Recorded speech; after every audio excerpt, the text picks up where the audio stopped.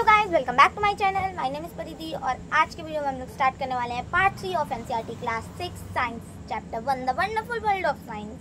तो आप लोग सोचोगे इतने सारे पार्ट्स मैं क्यों बना रही हूँ, तो मैं हम लोग एक एक चीज़ को डिस्क्राइब करते हुए अच्छे से एक्सप्लेन करते हुए जाएंगे, इसलिए इसके बहुत पार्ट्स आएंगे। इसके बाद इसका एक टेस्ट भी होगा और बहुत सारी चीज़ें होंगी। तो और पार्ट्स में ज़्यादा 10 मिनट से ज़्यादा तो बनाती नहीं हूँ, तो आप लोग सारे एक ही दिन में चाहो तो देख सकते हो, चाहे 2 दिन में देखो, हो जाएगा। तो without any further let's start it. तो हम लोग पेज नंबर 5 से स्टार्ट कर रहे हैं। तो we will have an almost unending list of questions about everything on earth as we further explore this book.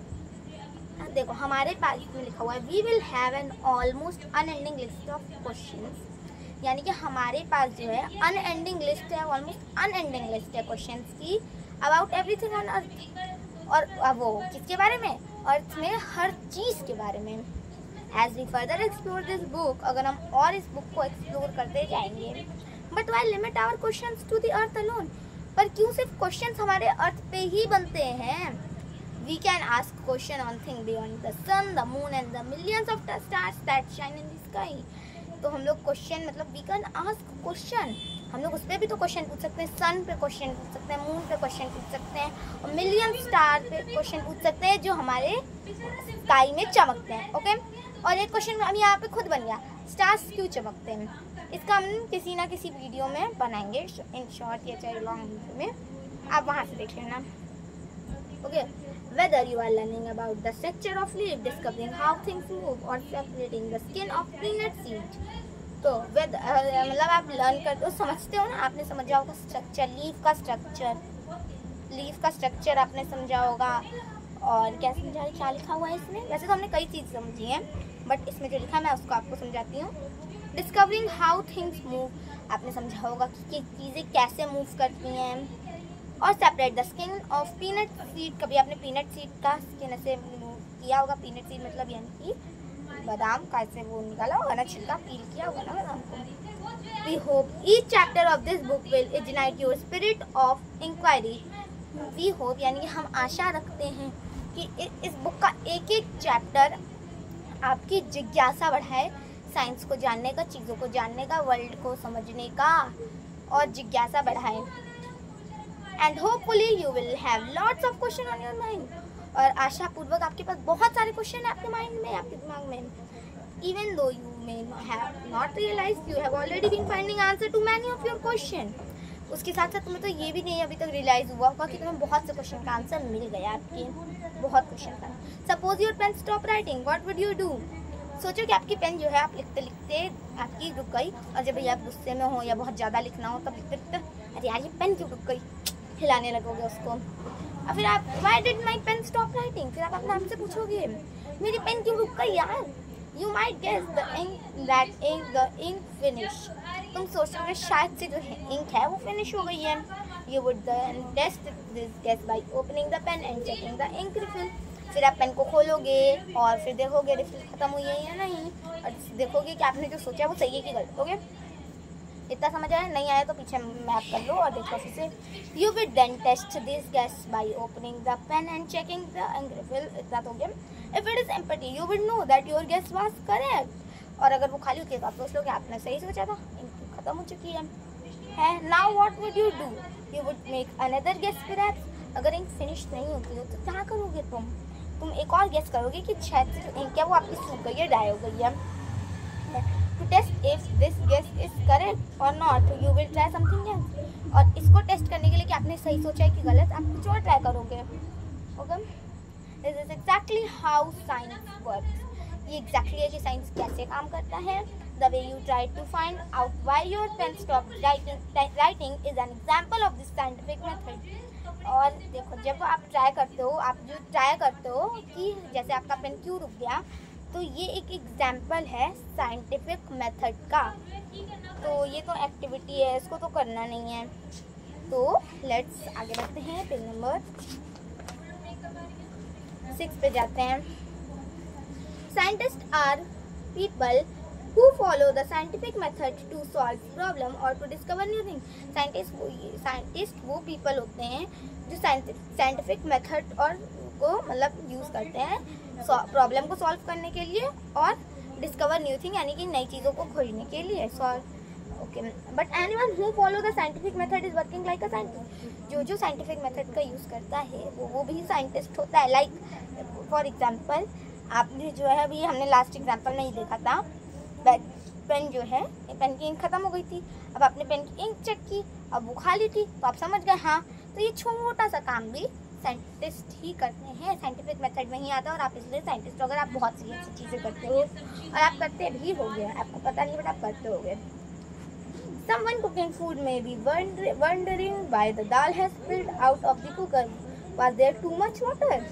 जो लोग कोई अगर मान लो कुकिंग कर रहा है और फिर वो भी वंडर करेगा ये जो दाल है बल्स है वो कुकर से बाहर क्यों हो रही है, क्या यहाँ पे ज़्यादा पानी हो गया है।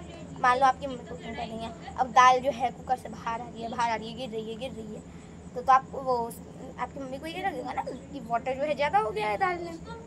यहाँ पे पिक्चर भी बनी है, आप देख सकते हो अपनी बुक में, और यहाँ पिक्चर भी बनी है, आप अपनी बुक में देख लो। दाल तो नहीं लग रहा है, जैसे लग रहा है स्लाइम लाइन चिपका है उस पर येलो कलर में। और आप चलते हैं, चलिए। Think of a bicycle repair person trying to find out why a tyre is flat, from where did the air leak out. जो मतलब मान लो बाइसाइकिल जो रिपेयर करते हैं, साइकिल्स रिपेयर करते हैं, वो लोग जो है मतलब ट्राई कर रहे हैं, मतलब कोई पर्सन है वो try to find out why tyre is flat. वो कोशिश कर रहा है मतलब जानने की जो टायर है वो फ्लैट क्यों है और कहाँ से जो मतलब एयर जो है कहाँ से लीक होती है। और क्या है फ्रॉम वेयर, और an electrician trying to find why a light bulb is not working. और एक इलेक्ट्रिशियन फाइंड करने का कोशिश कर रहे हैं कि लाइट बल्ब क्यों नहीं काम कर रहा है। Is there some problem with the bulb और द स्विच, या फिर क्या कोई प्रॉब्लम है बल्ब के साथ या तो स्विच के साथ। When we try to ask question and find out answer, we all in a way scientist। जब हम कोशिश करते हैं क्वेश्चन पूछने की और उसका आंसर निकालने की, तब हम लोग एक वे में साइंटिस्ट ही हैं। अभी मैंने इंक वाला एग्जांपल बताया था, और यहाँ पे भी एग्जांपल दो दे दिए, एक कुकिंग वाला दे दिया, एक ये वाला दे दिया। तो यहाँ पे तो मुझे लग रहा है कि ये एक्टिविटी है, लेकिन अगर आप चाहो, मतलब ये अभी मैं नहीं करा रही हूँ, अगर आप चाहो तो कमेंट्स में बता देना, मैं कराऊंगी ज़रूर। मतलब कराऊंगी नहीं, इसको एक बार पढ़ा दूंगी। तो आगे बढ़ते हैं, ये पढ़ाई दे रही हूँ चलो, क्योंकि आगे कुछ है नहीं तो पढ़ा दे रही हूँ। Activity 1.2 let us think and write. Describe a daily life situation where you think someone was following the scientific method. Describe a daily life situation where you think. एक डेली लाइफ सिचुएशन को आप लोग सोचो, जैसे daily life ही आप अपने घर पे करना है। आप डेली लाइफ में क्या होता है, एक सिचुएशन को देखो और सोचो someone was following the scientific method, क्या कोई साइंटिफिक मेथड फॉलो कर रहे हैं। जैसे मैं फिर से एक एग्जांपल दे देती हूँ, घर की बात हो रही है, घर पे आप मान लो लिख रहे हो तो पेन की इंक वाला एग्जांपल, बस और भी चीज़ होंगी वो आप अपने आप से कर लेना। Do you know realize that there are several daily life situations where we knowledgeably or unknowledgeably apply the scientific method। पता है आपको रियलाइज हुआ, देर आर बहुत से ऐसे मतलब सर्वल डेज में, हर दिन में लगभग हर दिन में सिचुएशन, डेली लाइफ सिचुएशन में हम लोग या तो जान के या तो बिना जाने साइंटिफिक मेथड अपना अप्लाई कर लेते हैं। दो we all apply the scientific method to some extent। Learning science will develop our capabilities for finding solution to bigger problems and solving more mysteries of the universe। अगर हम लोग सारे लोग मतलब साइंटिफिक मेथड को अप्लाई करते हैं extend में साइंस को, मतलब जो साइंस है ना, अगर आप साइंस पढ़ते हो तो पता है साइंस आपको क्या पढ़ने से क्या डेवलप होता है।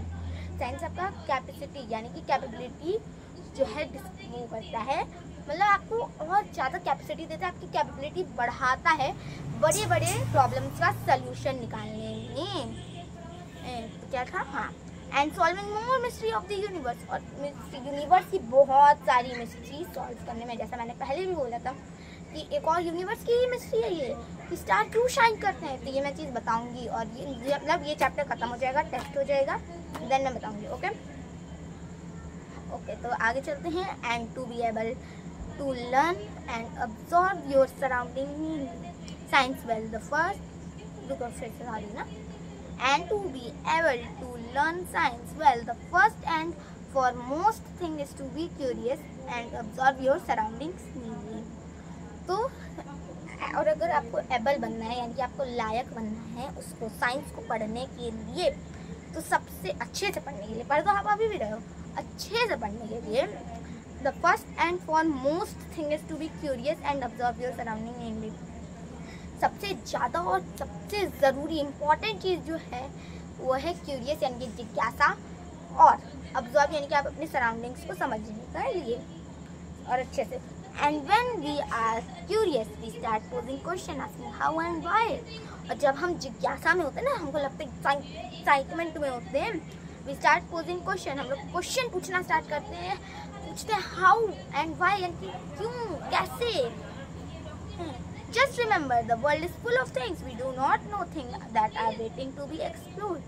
हमेशा याद रखो, just remember, जो वर्ल्ड है वो बहुत सारी है, फुल ऑफ थिंग, बहुत सारी चीज़ें हैं वर्ल्ड में, हमें खुद नहीं पता, we do not know the things that are waiting to be explored, जो कि हमें पता चलने वाली, हमें नहीं पता। तो आज का वीडियो 11 मिनट का हो चुका है और मैंने 10 मिनट का बता दी, मैंने सिर्फ बात नहीं बोल दिया था, तो ज़्यादा हो गया है। तो बाय बाय, और हम लोग इसमें एक एक्टिविटी बची है, एक वीडियो में ये हो जाने वाला है, तो तब तक के लिए bye bye, waiting for part 2 and test, and bye bye, subscribe and like to our channel.